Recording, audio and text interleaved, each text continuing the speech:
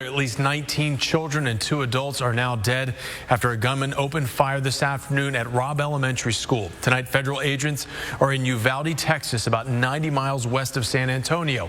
Here you can see investigators processing the scene at this home where investigators say the gunman first shot his grandmother before going to the school. And here you can see the reunification center where tonight anxious parents are still trying to figure out what happened to their children following that shooting. ABC Action News reporter Julie Solomon joins us now in studio with the very latest tonight. Julie.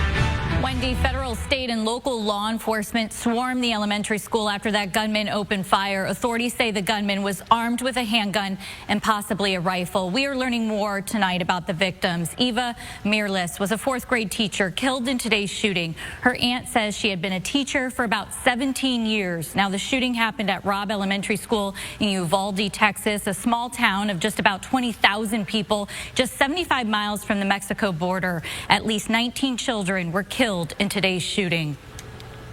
This was a tragic and senseless event today, and my heart was broke today. Our hearts and thoughts and prayers are with all our families as we go through this day and days to come.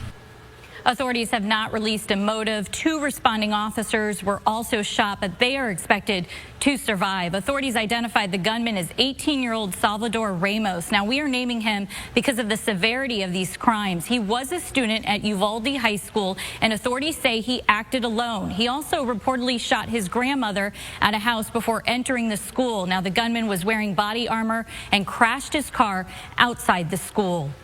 We're in the process of obtaining detailed background information on the subject, his motive, the types of weapons used, the legal authority to possess them, and conduct a comprehensive crime scene investigation and reconstruction. Authorities say the suspect is dead. Texas Governor Greg Abbott says he believes the shooter was killed by responding officers, and this was just the last week of classes at that school before summer break. Live in the studio, Julie Solomon, ABC Action News. Julie, thank you. And tonight, flags are at half-staff at the White House, just 10 days after they were lowered for the Buffalo mass shooting at a supermarket.